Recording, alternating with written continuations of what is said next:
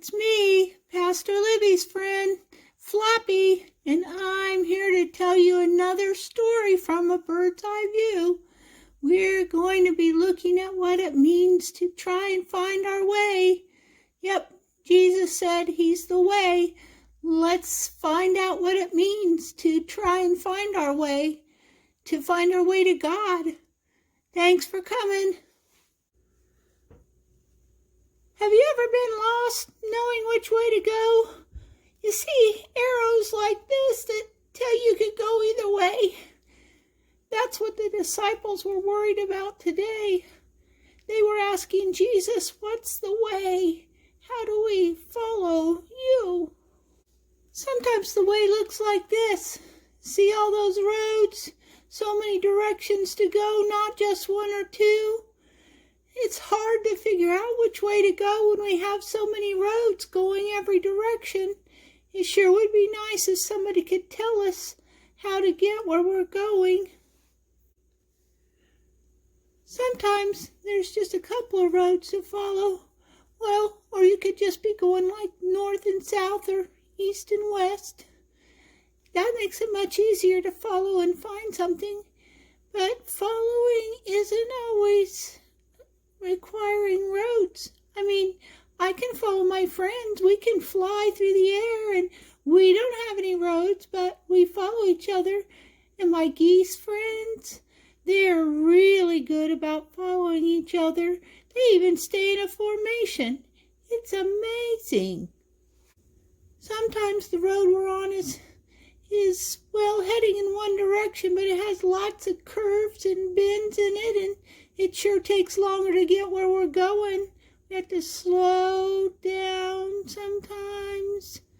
That's what Jesus taught his disciples. Yep, sometimes they just needed to slow down what they were doing and spend more time with God. Yep, and then he said if they knew God, then God would help them. God would be the one who would show them the way through Jesus if they just did what Jesus did. Sometimes things move really fast, like, if you have one of these hoverboards, you can go really fast and somebody has to run to keep up with you. But even today we hear about Philip who ran along to keep up with the eunuch who was riding in his wagon. Yep, he ran along beside him and he told him all about what he had just read from the Bible. We can do the same thing too. Do you have a hoverboard you can use to keep up with people? Jesus tells us today that there's one way. Yep, one way to get where we're going, to follow him. Yep, to follow Jesus.